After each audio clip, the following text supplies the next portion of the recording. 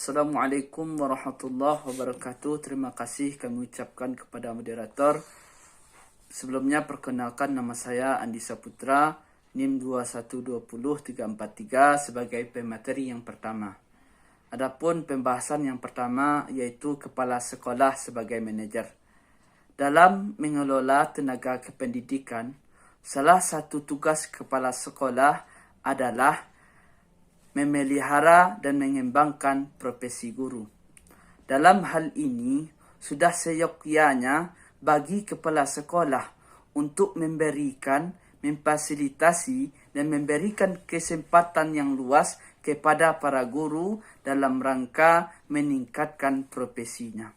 Baik dilakukan dalam pelatihan dan kependidikan, dilakukan di dalam sekolah ataupun dilaksanakan oleh penyelenggaraan pihak lain. Berikut ini adapun beberapa tugas kepala sekolah dapat kita lihat dari materialnya. Yang pertama, menyusun perencanaan sekolah berbagai tingkatan perencanaan. Yang kedua, mengembangkan organisasi sekolah sesuai dengan kebutuhan. Yang ketiga, memimpin sekolah dalam rangka penyalahgunaan sumber daya sekolah secara optimal. Yang keempat, mengelola perubahan dan pengembangan sekolah menuju organisasi pembelajar yang efektif. Adapun yang selanjutnya, menciptakan budaya dalam rangka penyalahgunaan sumber daya alam manusia secara optimal. Adapun yang kesembilan, mengelola peserta didik dalam rangka penerimaan murid baru dan penempatannya. Adapun yang terakhir, melakukan monitoring atau evaluasi dalam rangka kegiatan sekolah setiap tahunnya. Mungkin itulah yang dapat saya sampaikan. Jika salah, saya mohon maaf. Assalamualaikum warahmatullahi wabarakatuh. Assalamualaikum warahmatullahi wabarakatuh. Perkenalkan, nama saya Haselina Situmeang, NIM 2119146. Baiklah, saya akan menjelaskan yaitu bagian tentang kepala sekolah sebagai edukator. Kegiatan belajar mengajar merupakan inti dari proses pendidikan dan guru merupakan pelaksana dan pengembang utama kurikulum di sekolah. Selain itu, kepala sekolah yang menunjukkan komitmen tinggi dan fokus terhadap pengembangan kurikulum dan kegiatan belajar mengajar di sekolahnya. Selain itu, kepala sekolah juga akan melihat kompetensi yang dimiliki guru sekaligus selalu memfasilitasi dan mendorong para guru agar dapat meningkatkan kompetensinya sehingga terciptanya kegiatan belajar mengajar berjalan dengan efektif dan efisien.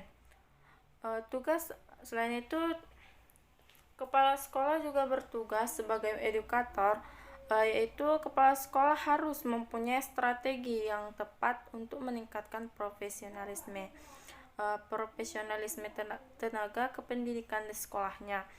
Dan kepala sekolah juga mampu menciptakan suasana yang kondusif di sekolah, memberi arahan, nasihat kepada warga yang ada di sekolah, kepada tenaga kependidikan, serta melaksanakan model pembelajaran yang menarik seperti team teaching, moving class, dan mengadakan program agregasi bagi peserta didik yang cerdas di atas normal. Selain itu, kepala sekolah juga berupaya untuk meningkatkan kualitas pembelajaran yang dikerjakan oleh setiap gurunya. Dalam hal ini, faktor pengalaman akan sangat mempengaruhi profesionalismenya, terutama dalam mendukung terbentuknya pemahaman tenaga kependidikan terhadap pelaksanaan tugasnya. Mungkin hanya ini yang dapat saya sampaikan. Kurang dan lebih saya mohon maaf. Assalamualaikum warahmatullahi wabarakatuh. Assalamualaikum warahmatullahi wabarakatuh. Saya Fatimah Irani dengan NIM 2120354 akan membacakan materi selanjutnya, yaitu materi yang ketiga tentang kepala sekolah sebagai motivator. Sudah kita ketahui bersama bahwasanya motivasi dalam dunia pendidikan merupakan hal yang penting. Dengan motivasi mampu membangkitkan minat dan mampu mendorong seseorang untuk lebih baik ke depannya, untuk melakukan apa saja yang diinginkannya. Kemudian dalam kaitannya dengan kepala sekolah sebagai motivator, yaitu mampu mengatur kerja baik itu fisik maupun non fisik, menetapkan prinsip penghargaan atau reward dan hukuman, menciptakan hubungan kerja yang demokratis, harmonis, dan dinamis di antara guru. Kemudian karyawan dan siswa, lingkungan masyarakat, dan menanamkan nilai-nilai nasionalisme. Sebagai motivator, kepala sekolah harus memiliki strategi yang bagus dan yang tepat untuk memberikan motivasi bagi tenaga pendidik untuk melaksanakan tugas dan fungsinya. Motivasi ini dapat ditumbuhkan melalui pengaturan lingkungan fisik, pengantaran suasana kerja, disiplin, dorongan, dan penghargaan secara efektif, dan penyediaan sebagai sumber belajar melalui perkembangan sumber belajar. Kemudian dorongan dan penghargaan merupakan sumber motivator yang efektif yang diterapkan kepala sekolah, dan kebutuhan sesuatu organisasi dipengaruhi oleh berbagai faktor, baik faktor yang datang dari dalam lingkungan ataupun dari luar lingkungan.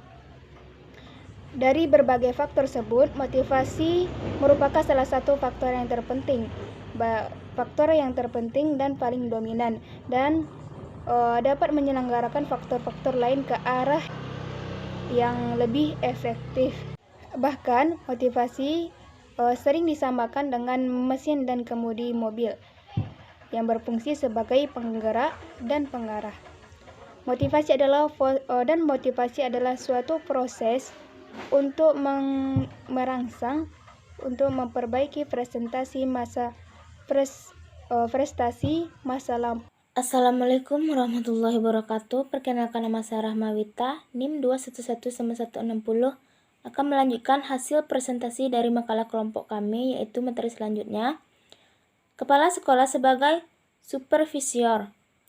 Supervisi ialah aktivitas pembinaan yang direncanakan untuk membantu para guru dan pegawai sekolah lainnya dalam melakukan suatu pekerjaan secara efektif, efisien.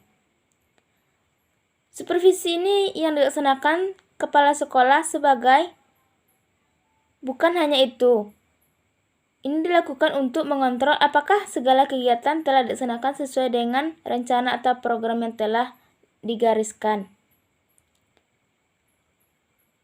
Supervisi yang dilakukan kepala sekolah mencakup penentuan kondisi atau syarat-syarat personel maupun material yang diperlukan untuk terciptanya situasi pembelajaran yang efektif dan upaya memenuhi syarat-syarat tersebut.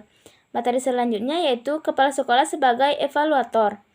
Kinerja kepala sekolah memiliki peranan yang besar pada keberlangsungan sekolah. Di dalam menjalankan peran dan tugasnya, sekolah perlu memperhatikan bagaimana upaya untuk terus meningkatkan kinerja para guru agar dapat memberi kontribusi optimal bagi seluruh di pihak sekolah. Untuk itu, sekolah perlu memahami bagaimana kondisi kinerja harus ini digunakan supaya tahapan penting dalam suatu penerapan kinerja suatu sekolah memperoleh kebijakan yang berkaitan dengan pengembangan para guru, baik itu kebijakan pengajian ataupun promosi.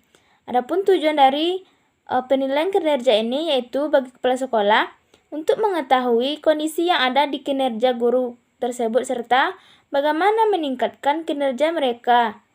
Hal terpenting dalam upaya meningkatkan kemampuan sekolah ialah mencapai tujuan yang telah ditetapkan. Hanya sekian penjelasan dari saya, kurang dan lebih mohon maaf. Assalamualaikum warahmatullahi wabarakatuh.